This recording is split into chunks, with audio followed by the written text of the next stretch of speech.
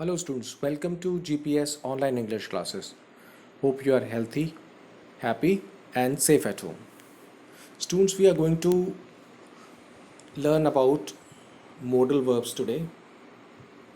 We are going to do can, could, may, might and must. Alright, so get ready with a pencil or a pen. Fine, students of junior classes can open their books to page number 80. Alright, तो modal verbs को हम पहले भी पढ़ चुके हैं, आज इनको रिपीट करने का भी मौका मिला है.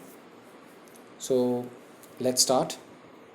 मॉडल वर्ब्स का मतलब वो वर्ब्स जो कि हमको कुछ पॉसिबिलिटी या कोई परमिशन, कोई ड्यूटी, कोई क्वेश्चन, कोई रिक्वेस्ट, ऐसे सेंटेंसेस को या ऐसे एक्सप्रेशंस को यूज़ करने के लिए हमें जानना होता है.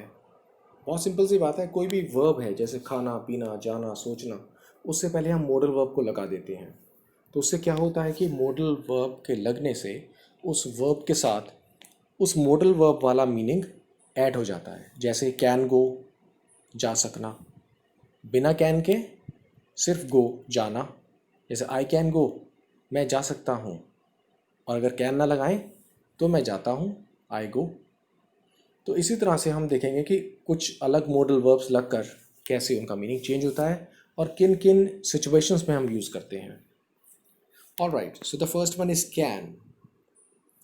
कैन को हम हिंदी में सकना से भी एंड करते हैं. इसके सेंटेंस को सकना आप लोग नोट कर सकते हैं पेन पेंसिल से. फर्स्ट यूज़ उसका आया है टू एक्सप्रेस पॉसिबिलिटी, संभावना को शो करने के लिए कि कोई चीज़ हो सकती है. कैसे? एनी चाइल्ड, कोई भी बच्चा, कैन ग्रो अप, बड़ा होकर, to be a president, president हो सकता है.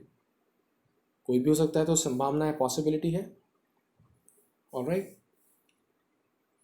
तो आप ये भी कह सकते हैं जैसे I may become a doctor someday, मैं किसी दिन डॉक्टर बन सकता हूँ. एक्सप्रेस कर दिया आपने पॉसिबिलिटी, संभावना, कुछ होना.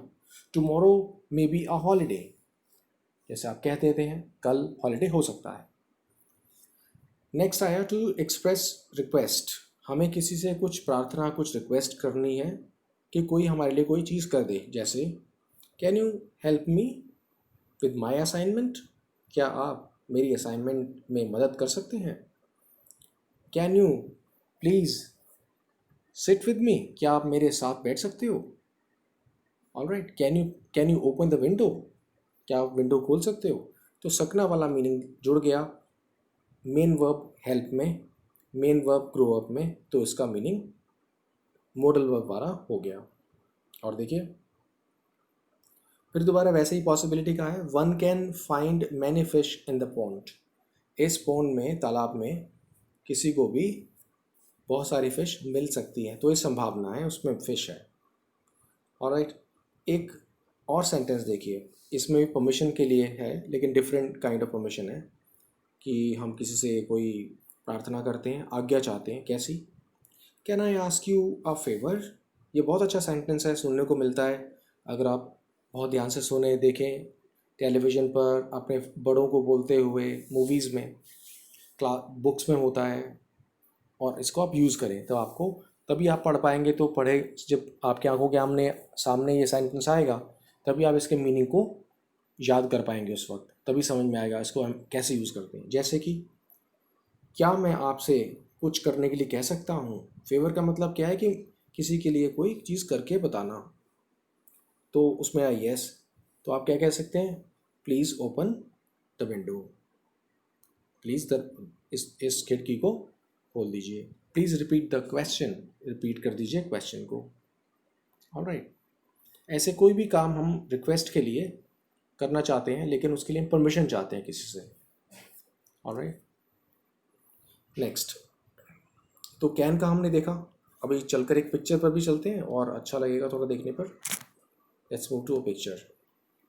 देखिए, ये हमने पिक्चर देख रहे हैं, परमिशन, एबिलिटी, पॉसिबिलिटी, इम्पॉसिबिलिटी. इसमें कुछ एक यूज़ जो हम इसमें और एक्स्ट्रा देख सकते हैं एबिलिटी वाला, कि हम किसी काम को करने के योग्य होते हैं जब, जैसे he can speak several languages, वो काफ़ी लैंग्वेजेस को बोल सकता है।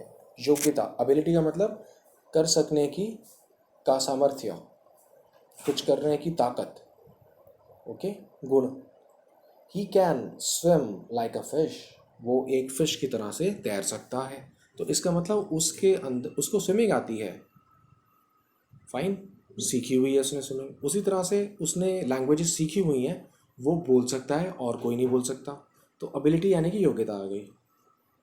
ऑलराइट, तो ये कैन से एक अच्छा यूज़ हमने देखा एबिलिटी वाला।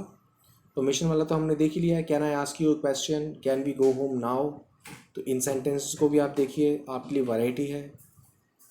और possibility, it can be very cold in winter, winter में बहुत सर्दी हो सकती है। दूसरा, यू कैन ईजीली लूज, तुम आसानी से हार सकते हो क्योंकि मुझे बहुत अच्छी तरह खेलना आता है। ठीक है, यहाँ पर और भी आगे कंटिन्यू करके कुछ और मीनिंग बन रहा है। You can easily lose your way in the dark, तुम अंधेरे में आसानी से अपना रास्ता भटक सकते हो, रास्ता खो सकते हो, ये मतलब भी यहाँ पर निकल रहा है अगर हम पूरा सेंटेंस पढ़ते हैं। तो संभावना, पॉसिबिलिटी, परमिशन, किसी से आज्ञा मांगना, एबिलिटी योग्यता होना। ऑलराइट, और यहाँ पर पॉसिबल है तो ऐसे ही उसका उल्टा इम्पॉसिबल भी हो सकता है। जैसे देखिए, you cannot be serious that cannot be true, कि वो बात सच्ची नहीं हो सकती है। बहुत सिंपल यूज़ है इसका। Alright, so let's go back. Second one is could. Could भी उसी तरह से होता है। हम कुड का ये वाला यूज़ देखेंगे, to express a polite question. हमने अगर किसी से क्वेश्चन पूछना है और उसको पोलाइटली पूछना चाहते हैं, जैसे हमारे से बड़े लोग हैं, कोई हमारे टीचर हैं या कोई स्ट्रेंजर है जो अजनबी है, जिसको हम कम जानते हैं, कम बोलते हैं। Could you lend me your book for some time, आपने रिक्वेस्ट किया कि क्या अपनी बुक आप मुझे उधार दे सकते हो कुछ टाइम के लिए। तो ये कैन वाली ही बात है, लेकिन इसमें कुड में पोलाइटनेस यानी कि नम्रता आ गई है बात में। ऑलराइट, तो अगर कैन की जगह कुड लग जाएगा तो क्या फ़र्क आएगा कि उस आपके एक्सप्रेशन में पोलाइटनेस आ गई है, नम्रता। ओके, जैसे बड़ों के साथ होती है, हम बच्चों के साथ भी पोलाइट रह सकते हैं, टीचर्स और सभी के साथ। Fine, so let's look at the next example. ऐसे ही कुड को हम पॉसिबिलिटी के लिए भी यूज़ करते हैं, जो कि जैसे कैन को कर रहे हैं। देखिए कैसे, with a little more hard work Rachel could win the scholarship. ये प्रेजेंट का ही यूज़ है। बेशक कैन की सेकंड फॉर्म कुड होती है, लेकिन ये सारे प्रेजेंट वाले मीनिंग्स ही आ रहे हैं। जैसे इधर था, कुड यू लैंड मी, क्या आप दे सकते हो, है लगा हुआ है, हो प्रेजेंट हो गया। और इसका मीनिंग क्या निकला, with a little hard work, थोड़ा सा और मेहनत करे या थोड़ी और मेहनत के साथ रेचल कुड विन, जीत सकती है, द स्कॉलरशिप, स्कॉलरशिप का एग्ज़ाम। ओके, या स्कॉलरशिप जीत सकती है कि कोई टेस्ट लिया, उसका प्राइज़ रखा हुआ है स्कॉलरशिप, तो स्कॉलरशिप जीत सकती है। तो प्रेजेंट में ही इसका यूज़ हो सकता है, सिर्फ एक पॉसिबिलिटी वाला सेंटेंस बनेगा। Alright, now let's move to the next modal which is may. जैसे कैन का मतलब है सकना उसकी एंडिंग में, उसी तरह से मे का भी मतलब यही है। मेन वर्ब से पहले हमने मॉडल लगाया, मेन वर्ब है गो, जैसे आई मे गो, मैं जा सकता हूँ। तो इसमें कैन और मे में यहाँ पर क्या फ़र्क आ गया कि कैन बोलने में तो पॉसिबिलिटी ज़्यादा है, लेकिन जब हम मे का यूज़ कर रहे हैं तो उसमें पॉसिबिलिटी कम है। ऑलराइट, उसकी संभावना कम होती है। और यूजेस देखते हैं हम। फर्स्ट, टू एक्सप्रेस परमिशन, जैसे आप किसी को परमिशन देते हैं, यू मे गो नाउ, तुम आप जा सकते हो। जैसे टीचर हैं, उन्होंने आपको बुला लिया, या आपने if you want to go to drink water, अगर आप पानी पीने जाना चाहते हो और आप टीचर से पूछे, sir ma'am may I go to drink water, and your teacher says, तुम्हारी टीचर कहती हैं yes you may go now, हम आप जा सकते हो। Next is to express probability, इस वर्ड की हिंदी लिख लीजिए, संभावना, प्रोबेबिलिटी का मतलब क्या है कि जो संभावना थोड़ी ज़्यादा हो। जैसे कि my uncle may come today, आज मेरे अंकल आ सकते हैं। उन्होंने बोला था सपोज़ कि नेक्स्ट वीक आऊँगा, या 1 या 2 दिन के बाद आ सकता हूँ, संडे को आ सकता हूँ। उस तरह से ये भी संभावना है, probability. So my uncle may come today, मेरे अंकल कल आ सकते हैं। ऑलराइट, आवर स्कूल्स में स्टार्ट इन मिड अगस्त, हमारे स्कूल मिड अगस्त में स्टार्ट हो सकते हैं। नेक्स्ट आ गया टू एक्सप्रेस पर्पस, हम कोई किसी लक्ष्य के साथ, किसी इरादे के साथ कोई काम करना चाहते हैं तो हम मे से यूज़ कर सकते हैं। वी डू एक्सरसाइज, हम एक्सरसाइज करते हैं सो दैट, ताकि वी में हम वी में भी हम हो सकें फिजिकली फिट। तो हम एक्सरसाइज किस लिए कर रहे हैं? फिट रहने के लिए। तो इसमें इसको एक्सरसाइज करने का एक लक्ष्य है, एक पर्पस है, एक इरादा है। तो हम मे के लिए भी इसको ऐसे यूज़ करते हैं। वी ब्रीद, हम सांस लेते हैं सो दैट, ताकि वी में रिमेन अलाइव, ताकि हम जिंदा रह सकें। That's all. Next is to express wish और प्रेयर, बहुत ईजी है, रेगुलरली आप सुनते हैं इसको।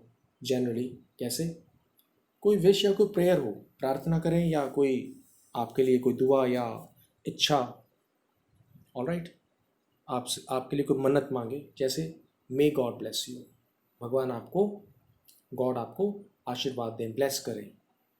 Okay, may you be successful, तुम सफल हो जाओ। उसके बाद एक साइन लगा हुआ है, मार्क ऑफ एक्सक्लेमेशन, ये आपने ध्यान रखना है, मे के बाद हम लास्ट में लगा देते हैं। ऑलराइट, एक बार देखते हैं मे को और आगे जाकर। Give me 1 minute please, we will be looking at may. Here we are. देखिए, मे के यूज फिर आया request, may I borrow your book, क्या मैं तुम्हारी बुक को उधार ले सकता हूँ? दोबारा permission. All employees may take the day off, सारे एम्प्लॉयज़ दिन की छुट्टी ले सकते हैं। टेक द डे ऑफ का मतलब दिन को ऑफ कर सकते हैं। दूसरी possibility, it may snow tomorrow, जैसे हमने पीछे सेंटेंस पढ़े थे, कल स्नो पड़ सकती है, बारिश हो सकती है, उस तरीके से। ठीक है। और बड़े बच्चों के लिए प्रोहिबिशन, किसी चीज़ को मना करना कि वो अलाउड नहीं है, जैसे you may not smoke in my house, तुम मेरे हाउस में स्मोक नहीं कर सकते हो। You may not shout in the library, तुम लाइब्रेरी में ज़ोर से चिल्ला नहीं सकते हो। तो हम उसको मना कर रहे हैं कि परमिशन नहीं है। ऑलराइट, और विश वाला हमने पढ़ा था, एक और अच्छा सेंटेंस है, may all your dreams come true, exclamation का मार्क लगा देंगे, काश तुम्हारे सारे ड्रीम्स पूरे हो जाएं। Alright, let's go back. Now the next one comes up is might. Might का हम यूज़ पढ़ना शुरू करेंगे। देखिए कि ये अनसर्टनिटी, हम ये वाला यूज़ देख रहे हैं, अनसर्टनिटी, कि कोई चीज़ जो होने की निश्चितता कम हो, यानी कि पॉसिबिलिटी कम हो। मे और माइट का क्या फ़र्क है कि मे बोलने पर संभावना ज़्यादा होती है, माइट में संभावना किसी भी एक्शन के होने की और कम हो जाती है। जैसे इट माइट रेन टुडे, आज बहुत गर्मी, आज बारिश हो सकती है। मे रेन टुडे अगर हम बोलना चाहेंगे तो क्या होगा कि क्लाउडी है, आसमान में बादल हैं। ऑलराइट, या फोरकास्ट है कि मौसम विभाग वालों ने फोरकास्ट किया हुआ है पहले से भविष्यवाणी, तो इस तरह से। लेकिन माइट कहने का मतलब संभावना बहुत कम है। I might come to your house in the exams, exams में मैं तुम्हारे घर आ सकता हूँ, जबकि एग्ज़ाम्स में आपको पढ़ने के लिए खुद टाइम चाहिए, तो पॉसिबिलिटी कम है, संभावना आपके जाने की बहुत कम है, इसलिए आप क्या यूज़ कर रहे हैं? माइट। फिर रिवाइज कराऊंगा आपको, मेन वर्ब से पहले मॉडल वर्ब को यूज़ करना है। माइट कम, कम का मतलब आना, माइट कम आ सकता हूँ। ओके, आ सकता है, कुछ पीछे से बनाते हैं। ऑलराइट, एक और यूज़ देखिए इसका, पर्पस, जैसे ऊपर हमने देखा था मे के अंदर, कि कोई लक्ष्य, कोई इरादा, कोई काम, जैसे कि आपके आने का मतलब क्या है, जैसे पर्पस कहते हैं, उद्देश्य क्या है। अनीश प्लेड वेल, अनीश ने खूब अच्छा खेला, सो दैट, जिससे कि he might win the match, तो उसका मैच जीतने का एक लक्ष्य था, मतलब था, उद्देश्य था। ठीक है, तो सेंटेंस बन गया कि मनीष ने अच्छा खेला जिससे कि वो मैच जीत सके, तो ये इसमें बन जाता है। और देखते हैं माइट को दूसरे पेज पर। Give me a minute. Use of might.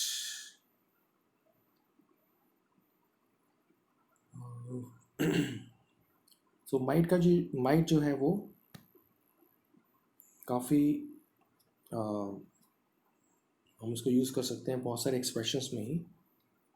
अभी हम देखने जा रहे हैं कि एक और माइट का मिल जाए हमको। जैसे देखिए ये ग्रीन आपको जो चार्ट नज़र आ रहा है, अगर कोई सजेशन देना हो, बड़ी क्लासेस के लिए बहुत इंपॉर्टेंट है, 9th है, 10th है, 8th के लिए भी अभी से स्टार्ट कर दें। तो सजेशन का मतलब सुझाव।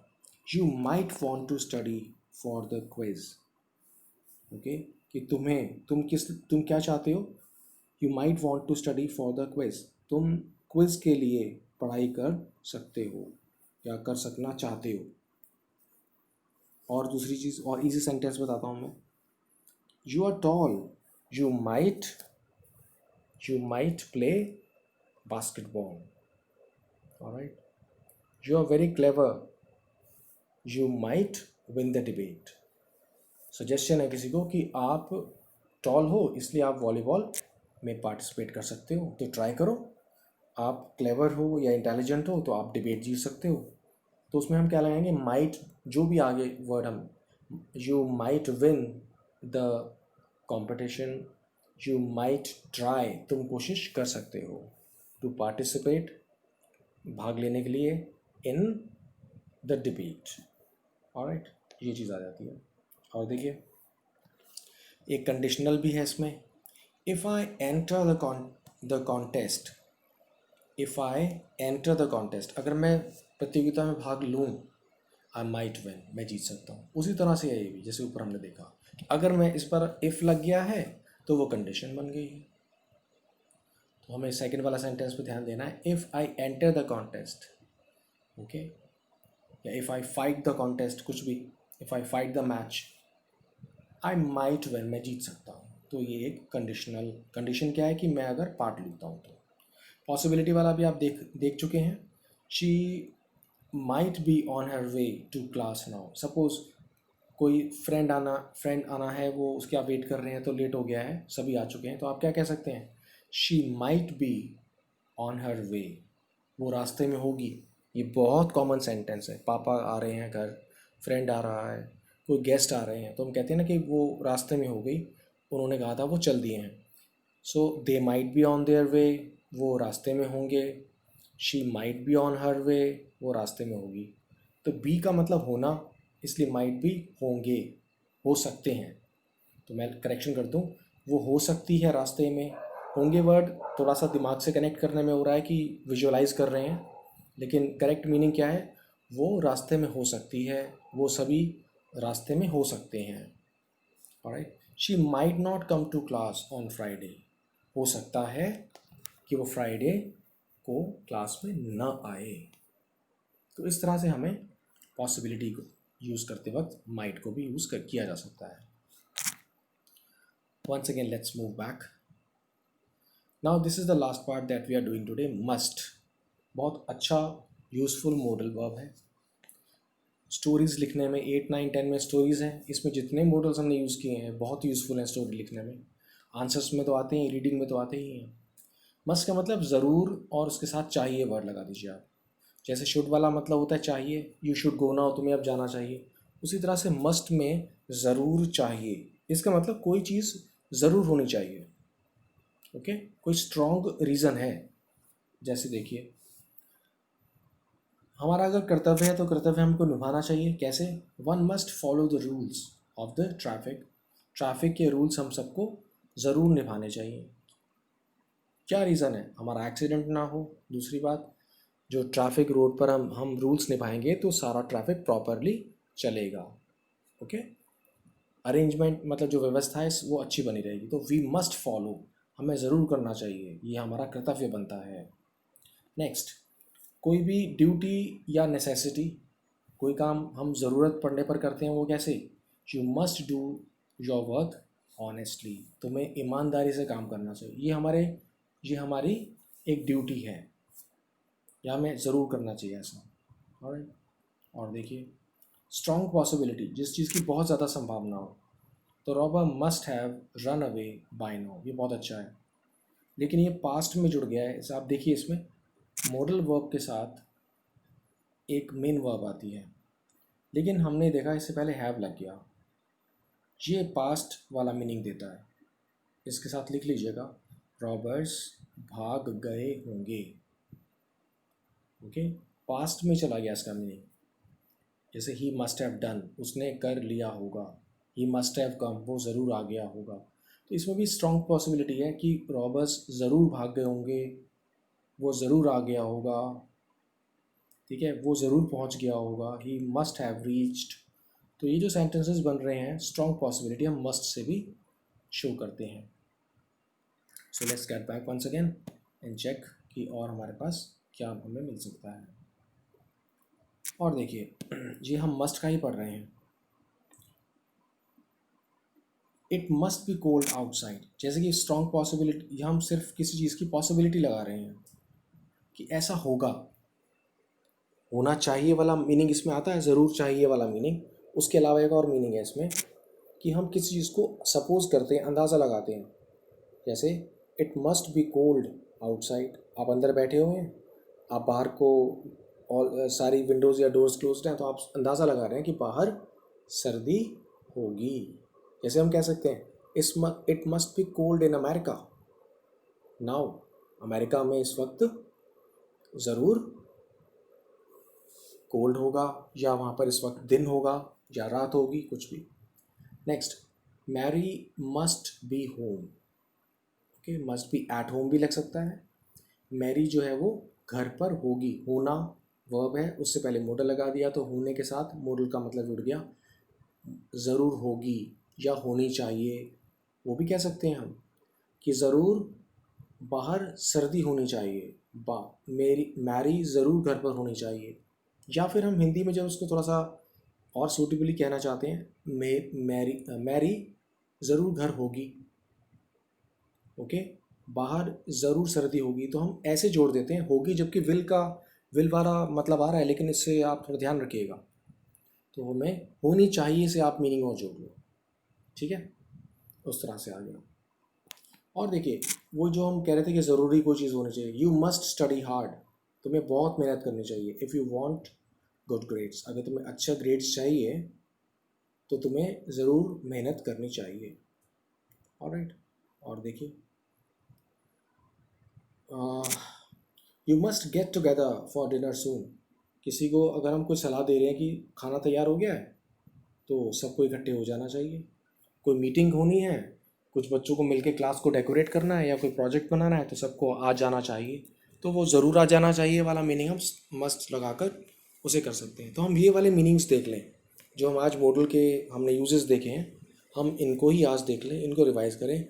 छोटा सा वीडियो मैंने इसलिए बनाया है आपका, छोटा इन द सेंस कि कुछ ही टॉपिक्स लिए हैं मॉडल्स में, वो इसलिए फोकस किया है क्योंकि हम फोकस्ड स्टडी कर रहे हैं इस वक्त, ताकि हम कुछ मॉडल्स को अच्छी तरह से कर सकें। Alright, so I hope that you will be that आपने इन सबको अच्छी तरह समझ लिया होगा। आपके लिए एक एक्सरसाइज क्या है कि जितने भी हमने आज पढ़े हैं मॉडल्स, इन सभी मॉडल्स के आपको 3 सेंटेंसेस ईच नए बनाने हैं, जो कि इसमें हमारी वीडियो में नहीं हैं। आप वैरायटी ऑफ सेंटेंसेस बनाइए, अलग अलग तरीके से सोचकर, डिफरेंट। ऑलराइट, तभी बहुत अच्छा लगेगा। आप ऐसा मत करिए कि एक सेंटेंस का एग्जांपल है, उसमें लिखा हुआ I can go to school, तो आप I can go to market कर दो, तो वो कॉपी हो जाएगा। ऑलराइट, वैसा ना करके डिफरेंट सेंटेंसेस बनाइए। जो ऑलरेडी इसमें बने हुए हैं वो तो आपके लिए हो गए, जब डिफरेंट बनाएंगे हो सकता है आपसे मिस्टेक भी हो, लेकिन वो आपके ही फ़ायदा उसमें होगा। Alright, so let me wind it up today. तो मैं इसको ख़त्म करता हूँ इस वीडियो को। All right, so catch you later, and take care of yourself. Be happy, keep smiling. Thank you so very much.